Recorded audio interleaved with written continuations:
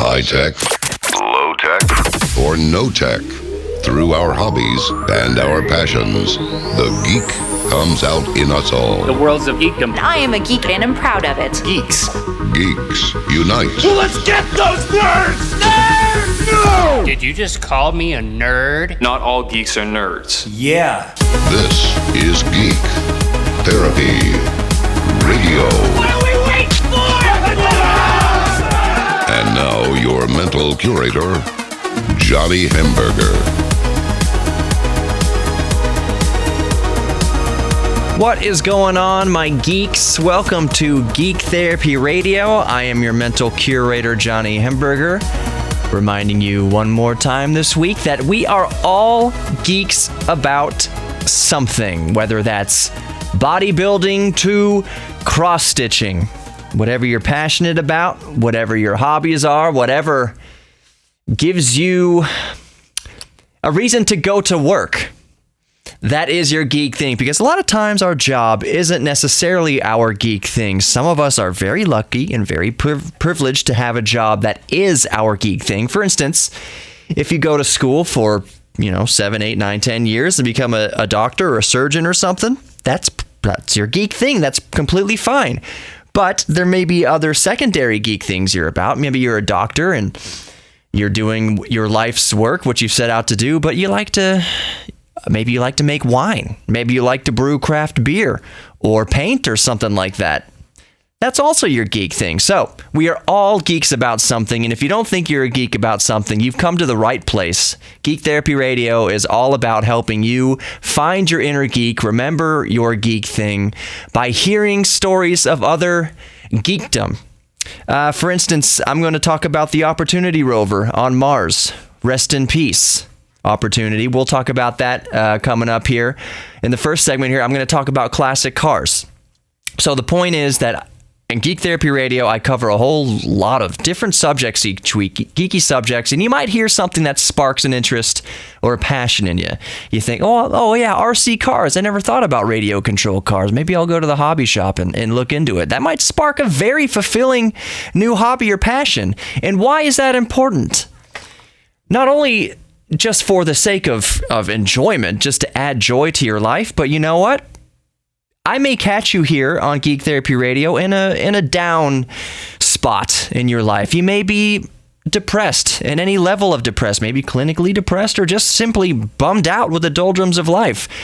So if you find some sort of spark here through Geek Therapy Radio to put you on a path or get you on a hobby or something that gets you not only just connected to the hobby, but connected to the entire community around that hobby, if you find that here, if I can spark that even a little bit on Geek Therapy Radio, I will have done my mission. I will have completed my mission here on Geek Therapy Radio, even if just one of you can look back and say, you know what, I caught Geek Therapy Radio at 10 p.m. Saturday nights on KPR C950 AM or whenever you caught it on the podcast, whenever. But you can look back, you know what, I heard some topic on that show that put me down this path, and now I build boats, or now I'm a much better painter than I used to be, or I picked up painting in the first place altogether. If I am able to do that in one person, if you can trace that back to listening to Geek Therapy Radio, that would literally bring a tear to my eye. I want to apologize a little bit for last week. Not that I've changed my mind about, whatever I talked about last week, but the way I presented it. When I was listening back to it, I used some colorful language, and I said the word stupid. And not that I think there's any snowflakes out there, or you're a snowflake, or I'm a snowflake, or whatever, anything like that. It just wasn't a professional way to present an argument. And yes, throughout the argument, I just said, this is just my opinion, and it's just editorializing, and I made all those disclaimers, which a lot of hosts on TV and radio would not do. They will say what they have to say as the gospel truth. And if I do editorialize on the show, I'd make sure to take many steps back to let you, the audience, know that I am not saying this for a fact, or I'm not saying this to take as gospel, that it's just my opinion. in that you, of course, are free to have your own opinion, even if it flies in the face of my opinion. To summarize, just for those of you who knew listening, I claimed last week basically that it was my personal opinion that we could be a lot farther along in dealing with climate change if it was just presented in a more logical way from the beginning. If it was never called global warming, if it was just called climate change, and if we didn't talk about saving the Earth because the Earth doesn't have feelings, it's just a rock floating around in space, but we talked about it in terms that appeal to our own human selfishness, that climate change and human-affected climate change can actually hurt us as a species. If we just presented it like that from the beginning, maybe we could be a lot further along, and whatever a lot further along means. So it was just my opinion that if you presented it logically from the beginning, then we could have made much more progress in it. And I used some colorful language, and that's what I was apologizing for, that I said it's stupid or audacious to think a certain way. You know what? It's really not. It's just your opinion on the matter. So I don't apologize for having my opinion, but I do apologize for perhaps coming off a little bit too ignorantly harsh in some areas. So...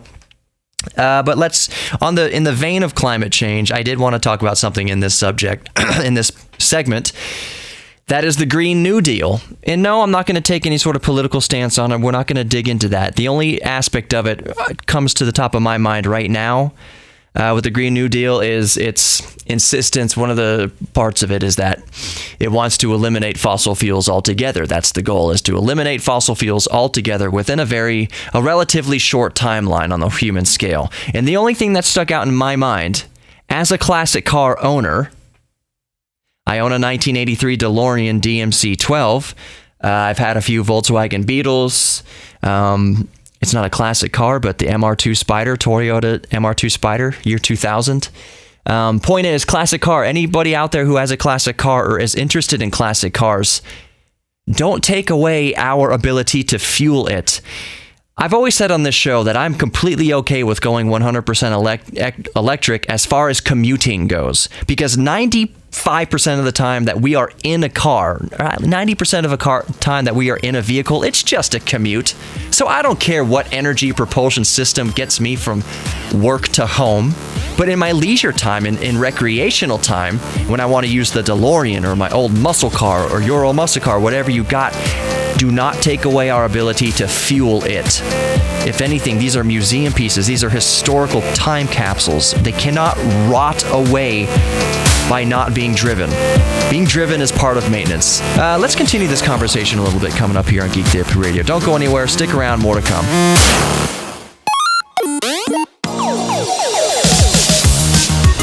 Welcome back to Geek Therapy Radio. I'm your mental curator, Johnny Hemberger. Thank you for joining me here on Geek Therapy Radio. If you're new to the show, because the show just started a few weeks ago at 10 p.m. right here in KPRC 950. So if you're even remotely geeky, and even if you're not a geek, I'd say especially if you're not a geek, you've come to the right place, because guess what?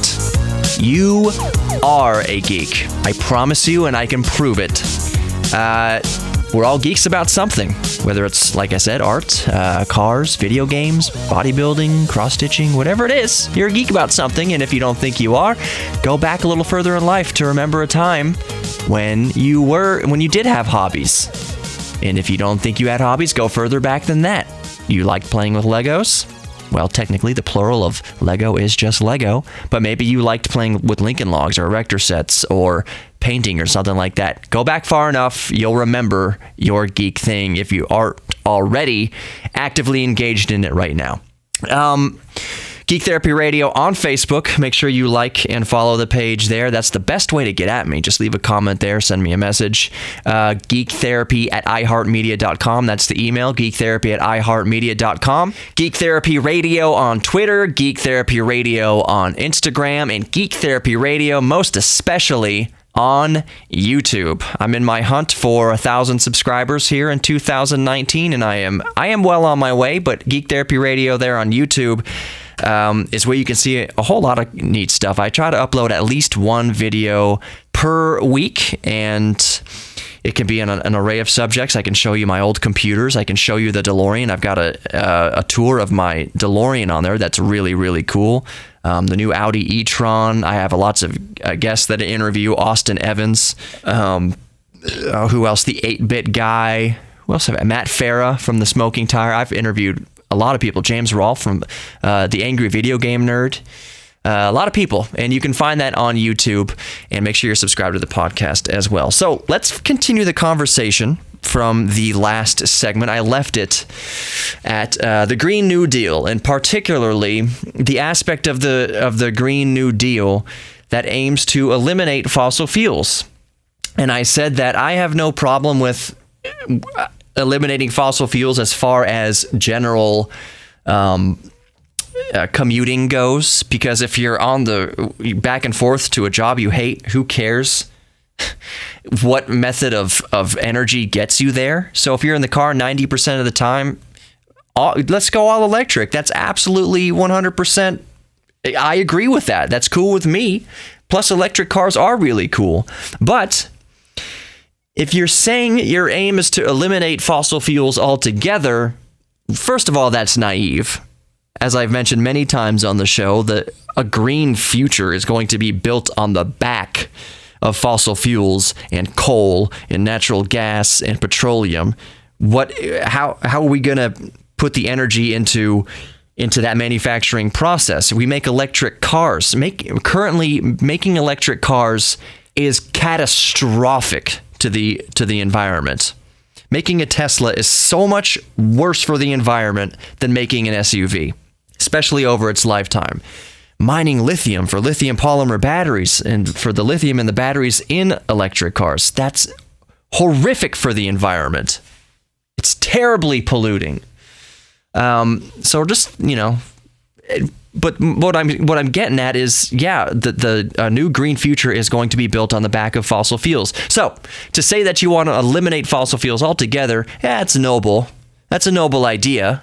But like my climate change argument, let's be logical about it.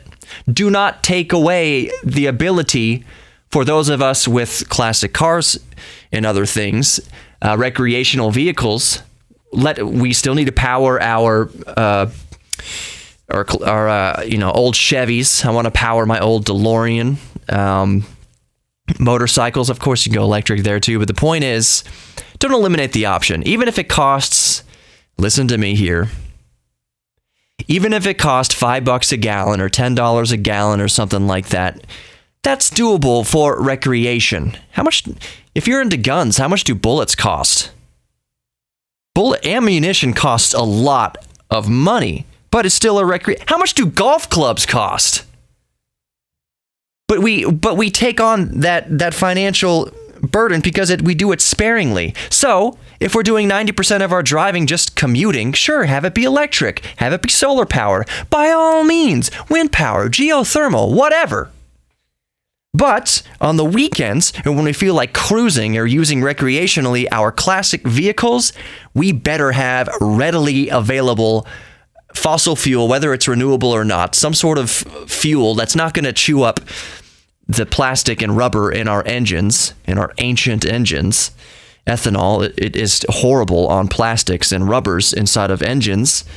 Don't take away our ability to fuel our classic cars. For one thing, if you're, I hate to use the word hippie because I have my misgivings about hippies. I say that, yes, I'm not a climate change denier, but I do have a bit of an ethical, not an ethical, but a logical problem with a lot of hippies. For instance, when they say we should flip the switch and there's no reason why Ford or Chevy or Chrysler or anybody should even be producing fossil fuel vehicles anymore. That in 2020, no more ICE engines, internal combustion engines. It should all be electric. That's a utopian hippie idea. That's not real. That's not based in any sort of logic or reality ever. And I have a big, big problem with that because it only puts us back further. It only slows progress.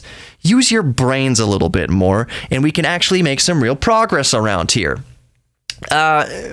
But on the case of hippies, one might say a hippie who, may be particularly head in the clouds or taken too many hallucinogens. They might make the argument, because I've seen it, I see it all over the place, when a one-off car manufacturer makes a 1,500 horsepower car. Why does anyone need that much horsepower? The fossil fuels, why is these beasts, they're so polluting. Why does anybody make these things? Think of a supercar. Making a supercar, let's say a McLaren or something like that, 1,000 horsepower, 750 horsepower, whatever. And you have greenie weenies saying that it's so destructive to the environment, it's horrible for the environment. But that's because they're not basing anything that they're saying in logic. They haven't thought about it. How many 1,500 horsepower vehicles do you think that this company is creating? When Koenigsegg makes Pagani makes a 1,000 horsepower Huayra or whatever it is. I don't know the horsepower figures. How many of those do you think they make? A few hundred? Maybe 1,000 tops? Usually it's, like Bugatti Veyron, something like that. It's a very, very low volume. And how many miles do these owners put on those vehicles? An extremely low amount of miles. Bugatti Veyron with 3,000 miles on it for sale. They barely put any miles on it, which means they run their engines sparingly. Now, hippie, listen up. Driving around your Prius because you think you're helping the environment. What do you think is more polluting to the environment? 1,000 horsepower, 12-cylinder, fire-breathing Dragon that's only driven for 3,000 miles total? Or your Prius that you drive for 250,000 miles or 200,000 miles? Let's be real, you're not going to do that. But the point is, over 100,000 miles, what do you think is creating the bigger carbon footprint? Your Prius. Your hybrid is making a much, much bigger footprint than all the Ferraris and Lamborghinis and Paganis and Koenigsegg's and Bugattis put together. Why? Because there are hundreds of thousands of Priuses, for this example, but there are only a few thousand tops of these one-off major horsepower vehicles. So keep things in perspective. Keep it in perspective. Classic cars, and we'll wrap up this segment with this. Classic cars, my DeLorean is not going to do, we drive them sparingly. We drive them so little, so very little. So let us have access to petroleum, to a not fossil fuel necessarily, but some sort of fuel that we can put in their engine to burn. Yes, to burn, to combust. Because we drive it so little, it's not even going to be measurable in the air as far as pollution is concerned. More Geek Therapy Radio coming up. Let's talk about the Opportunity Rover.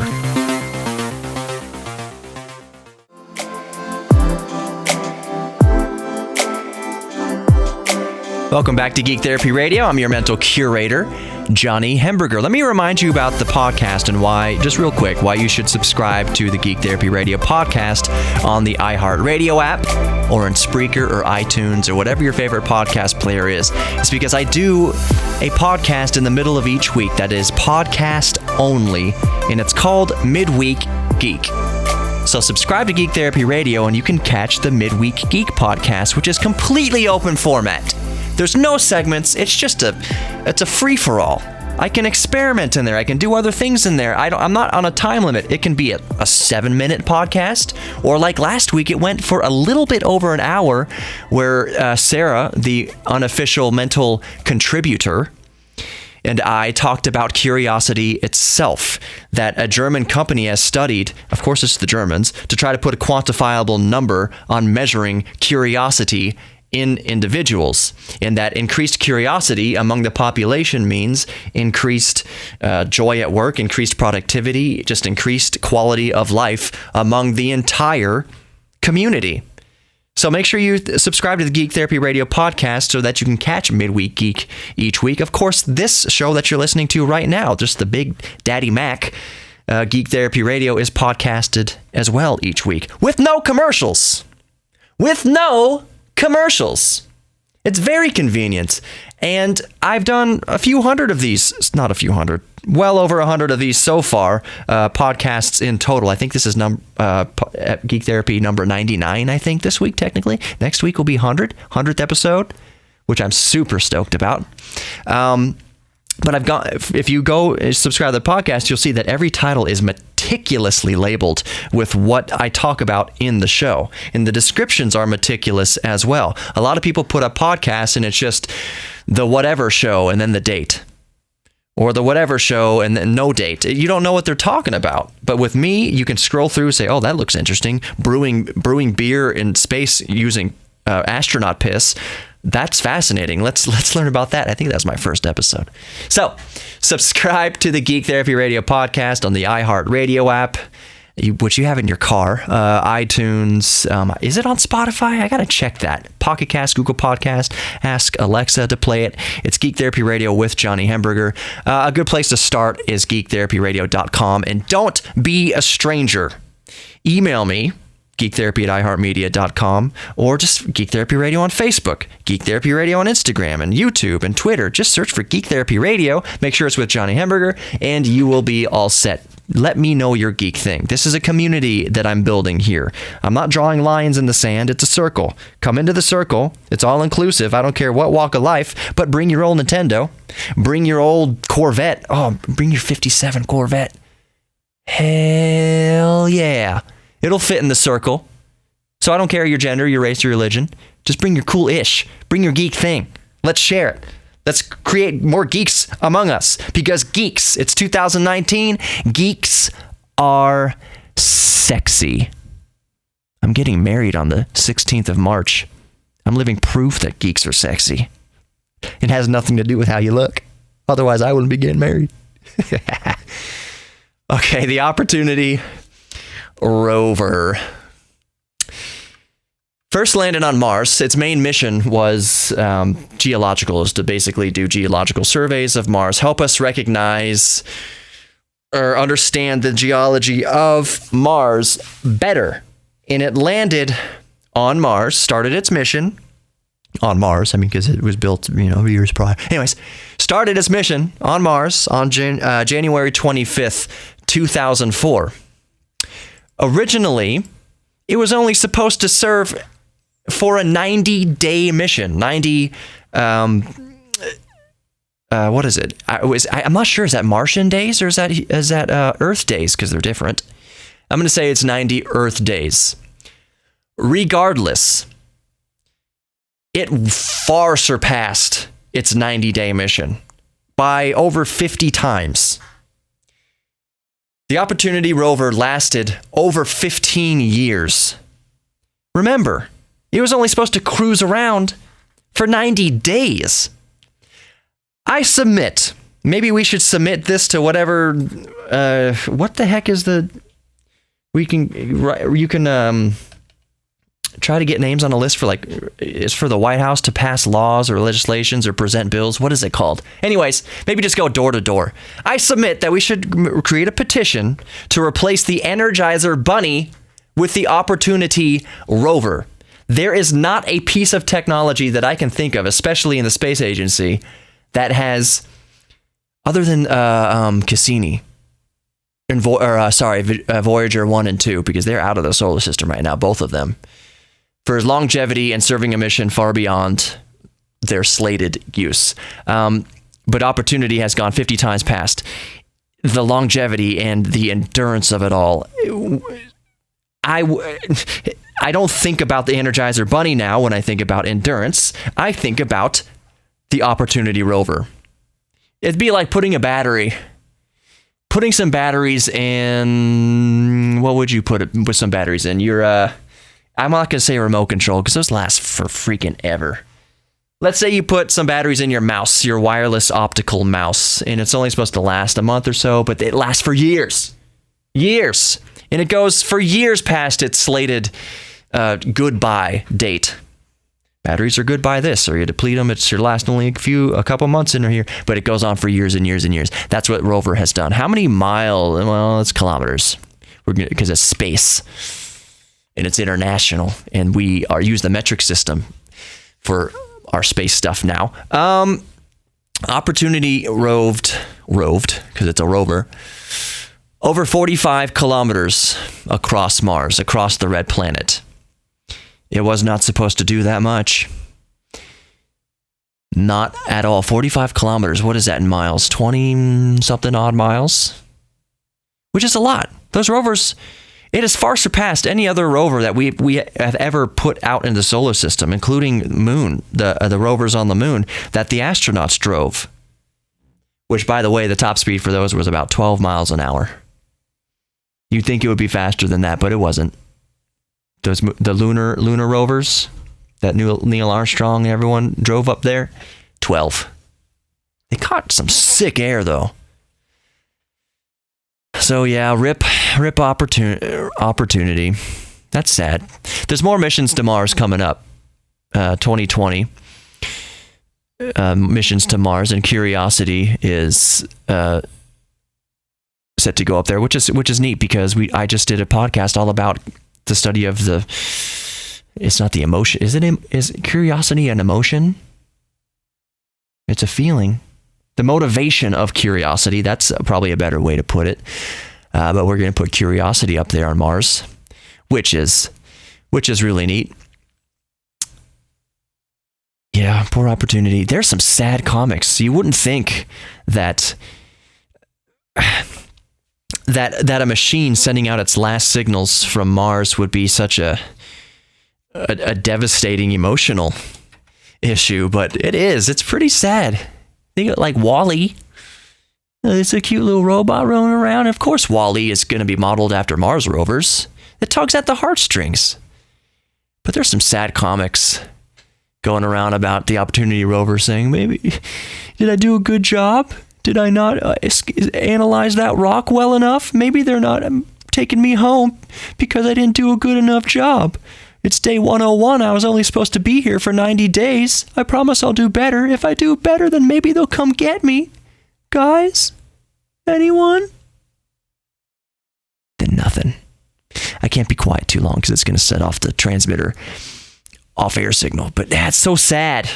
Oh, poor little Opportunity. And you think about it. It went offline because of a sandstorm, a global sandstorm that washed over the planet recently and covered the solar panels. So Opportunity couldn't energize any of its systems. It couldn't power anything. So NASA sent about 900 messages recently to it, uplinks, to try to get any sort of response at all from it. And they concluded that, and they held hope that maybe wind would blow some of the dust off of the solar panels and it would get enough power to ET phone home, but it didn't. It got covered in dust and it's buried up there somewhere.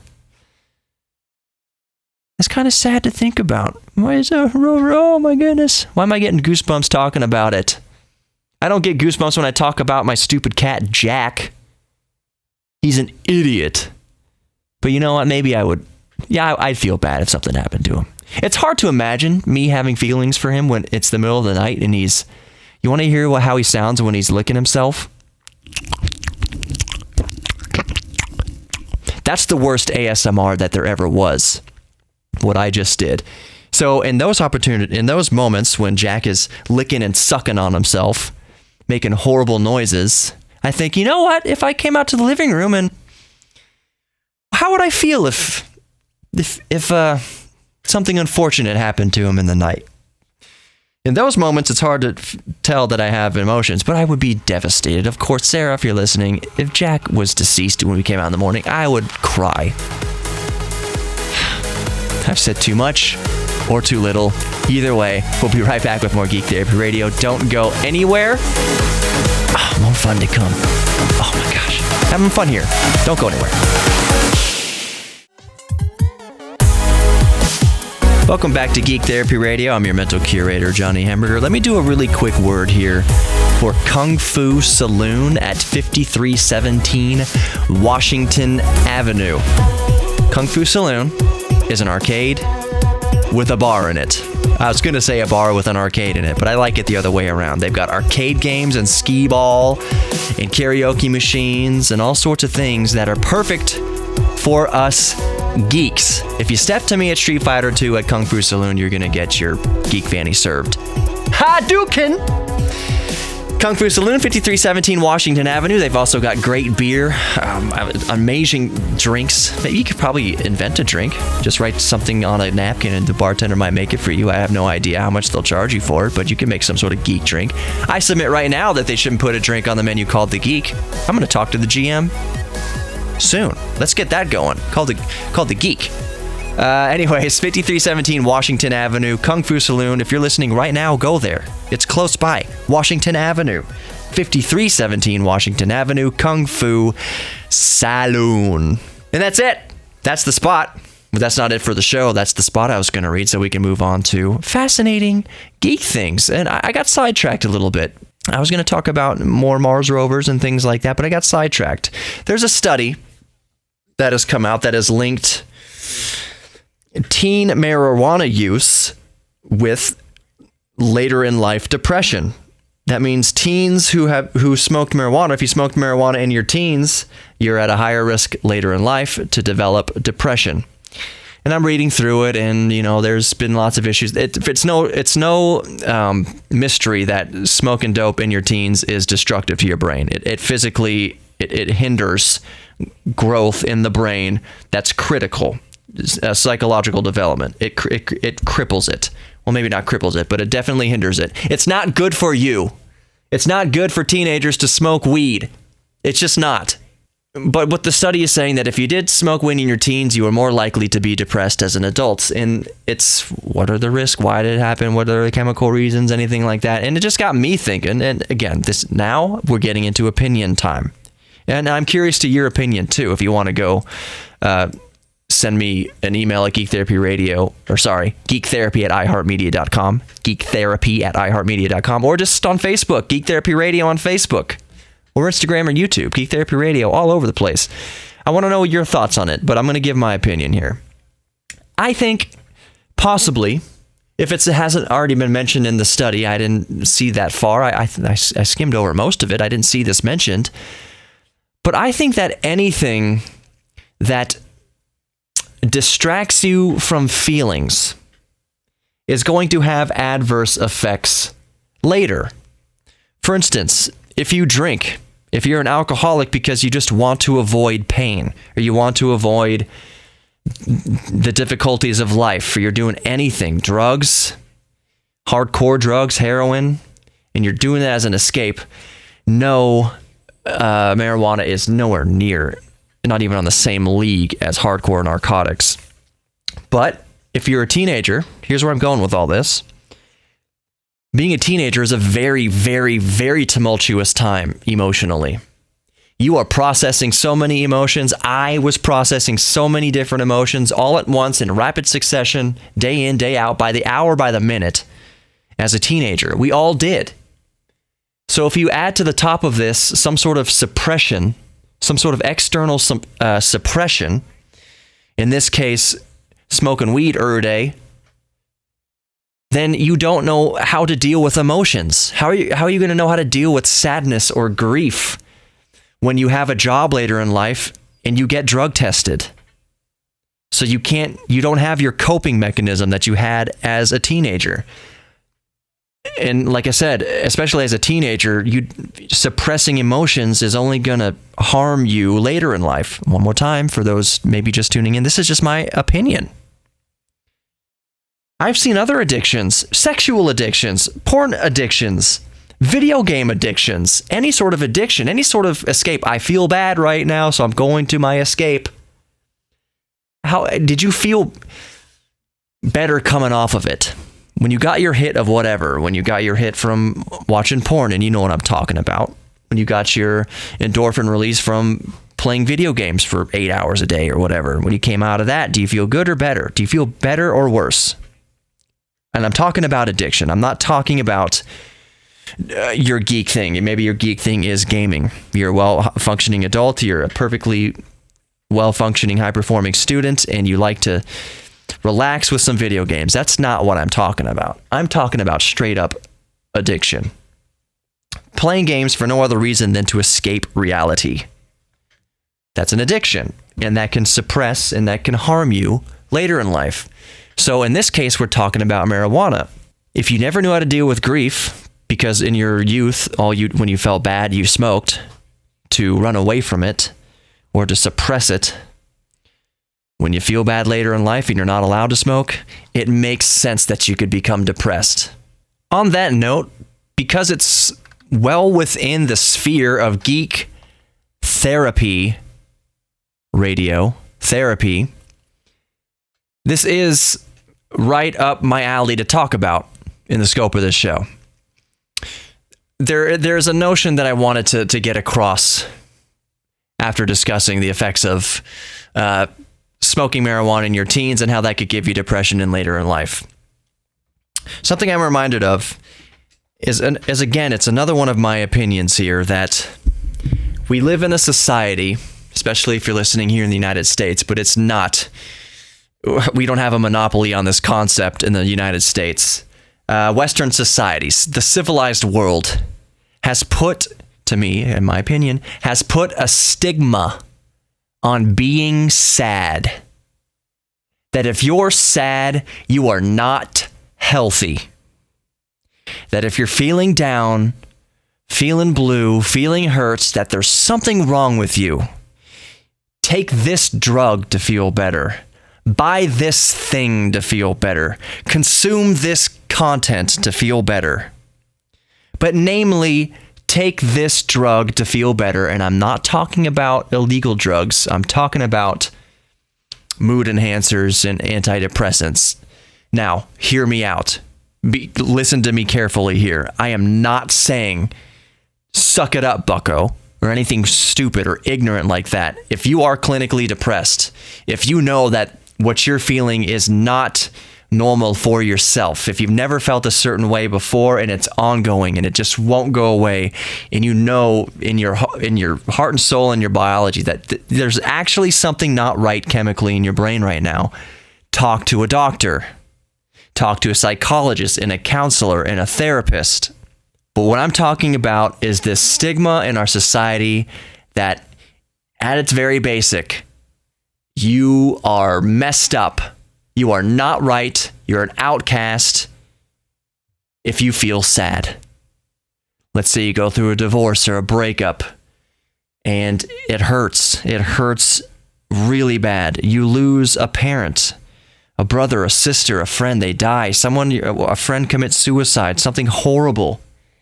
And that hurts you. It's okay to hurt. It's normal to hurt. It's healthy to hurt. And you're not alone in your hurt. It's okay. There's nothing wrong with you to feel pain. I say on Geek Therapy Radio that one of my aims is through my show is to, by listening each week, you might discover something, a new hobby or something that helps you through that pain. Drawing, writing, especially, anything that helps you get what's inside out. That's helpful. That's healthy. Addiction is not. At the first drop of a hat, you feel sad, you talk to your doctor about antidepressants. More often than not, they are probably going to just prescribe them. They'll talk to you for 10 seconds and let's prescribe them. Let's not jump the gun on avoiding pain. Use your best judgment, of course. Talk to a therapist, they can help you. A counselor, they can help you. A professional, they can help you. But this idea that it's unnatural to hurt, so I'm going to go to the bottle or go to smoke a joint or do whatever unhealthy to mask it, that's not good. That's not right. I love you, geeks. Be good to each other, including yourself. Embrace your geek thing. We're all geeks about something. You are not alone in your geek thing or your pain. You have other geeks supporting you. I love you all. I'll see you next week here on Geek Therapy Radio.